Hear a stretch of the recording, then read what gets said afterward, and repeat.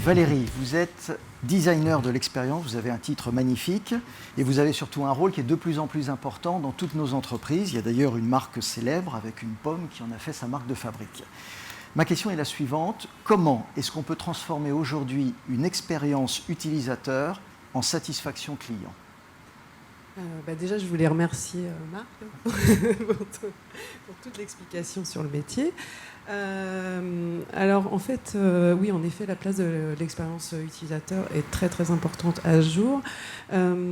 C'est surtout, en fait, comment répondre aux besoins clients aujourd'hui. On ne sait pas. Comment on ne peut pas le deviner. Et il faut utiliser, on utilise des méthodes qui sont justement, comme je disais, issues du design thinking. Pour permettre d'étudier les besoins, les points de douleur des utilisateurs, les ruptures, aussi à la fois l'usage, parce que typiquement, à ce jour, vous êtes tous avec vos smartphones, tablettes et ordinateurs. Si on vous transporte sur un système d'information qui est plus, entre guillemets, d'interface plus obsolète, est-ce que vous y retrouvez vos petits ? Donc voilà, et aussi on y intègre l'éthique et l'environnement. Ça, c'est deux choses qui s'ajoutent. Sans toute cette compréhension et analyse, en fait, nous ne pouvons qu'émettre des hypothèses. Ça ne veut pas dire que simplement ces hypothèses, on ne peut pas réaliser une solution digitale, bien évidemment. Mais il faut vraiment intégrer l'utilisateur. Donc voilà. Je voulais faire un petit rappel, parce que c'est vrai que mon métier, il est plutôt méconnu dans toutes les grosses structures. Le design dans l'entreprise, en fait, est un métier transversal. Donc, à la fois, moi, je travaille avec beaucoup d'interlocuteurs. Avant-vente, métier, technique, business. Donc on est à la fois, on va faire le point d'entrée, c'est l'utilisateur et donc l'attractivité. Il y a la faisabilité technique, comme on a pu voir sur le beau schéma tout à l'heure. Moi, malheureusement, je n'ai pas de support. Voilà, j'assume pleinement. Et bien évidemment, donc les objectifs business. Alors à la fois, on peut se dire, le design thinking, c'est un peu compliqué.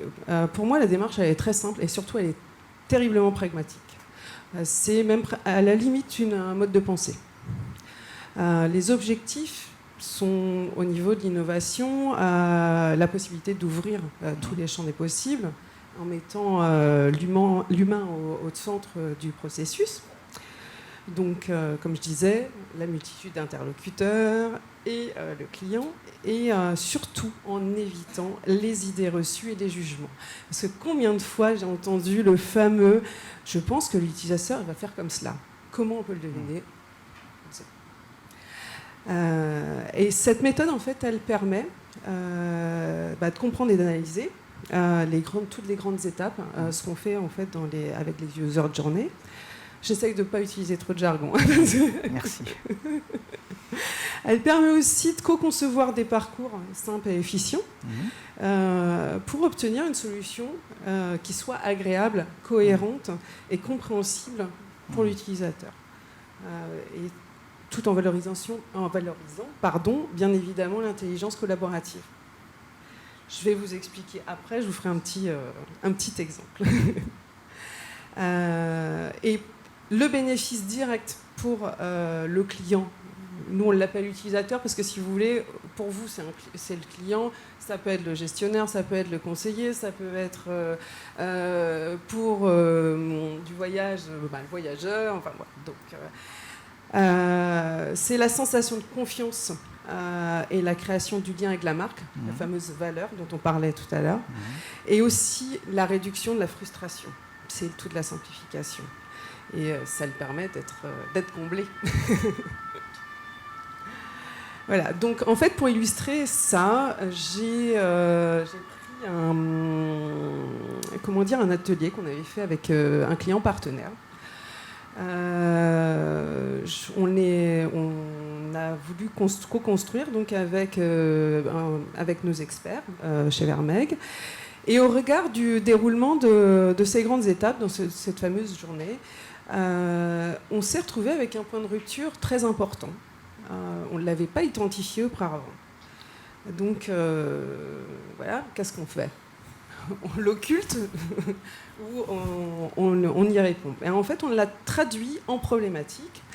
Et il en est sorti, c'était comment aider le conseiller à ne pas perdre le fil de son travail tout en vivant une journée remplie d'interruptions. Je pense que ça parle à certaines personnes, parce que c'est un peu le quotidien de tout à chacun.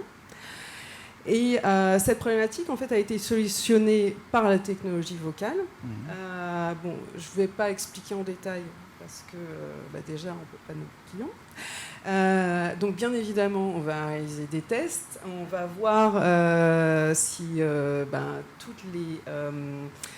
si on va pouvoir valider ou invalider nos choix avec des utilisateurs, possiblement améliorer des propositions, itérer, et peut-être pouvoir aussi l'adapter à d'autres besoins clients, voilà, qui sera issu aussi de notre atelier. Et donc, finalement, comment comprendre le besoin et l'usage des frustrations des utilisateurs sont primordiales pour créer de la valeur sur un parcours et transformer l'expérience utilisateur en satisfaction client. Merci beaucoup Valérie.